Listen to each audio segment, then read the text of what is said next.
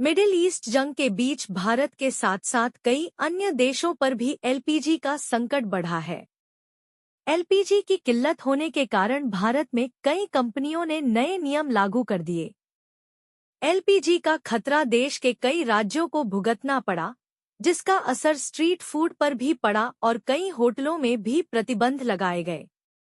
बताया जा रहा है कि एलपीजी की किल्लत सिर्फ जंग तक नहीं, बल्कि अगले 3 से 4 सालों तक रह सकती है, क्योंकि अभी इस बात की कोई पुष्टि नहीं हुई है कि प्रोडक्शन कुछ समय के लिए रुका है या उसे हमेशा के लिए नुकसान पहुंचा है। देश की एलपीजी पर मंडराया संकट अमेरिका इजरायल के बीच चले युद्ध के कारण ईरान ने इलाके के एनर्जी इंफ्रास्ट्रक्चर पर हमले किए और स्ट्रेट ऑफ होर्मुज को बंद कर दिया, जिससे देश की एलपीजी सप्लाई पर गहरा संकट पड़ गया। मनी कंट्रोल की रिपोर्ट में अधिकारी ने नाम न बताने की शर्त पर कहा कि सप्लायर्स से मिली जानकारी के आधार पर सप्लाई को फिर से शुरू करने में कम से कम 3 साल लग सकते हैं और शायद उससे भी ज्यादा समय लग सकता है।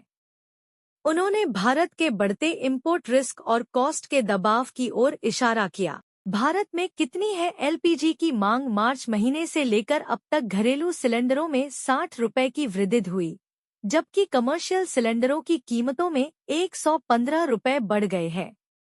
एलपीजी की सालाना मांग लगभग 33 मिलियन टन है और मार्च के मिड तक हमारे पास सिर्फ 15 दिनों की खपत के बराबर ही स्टोरेज क्षमता थी।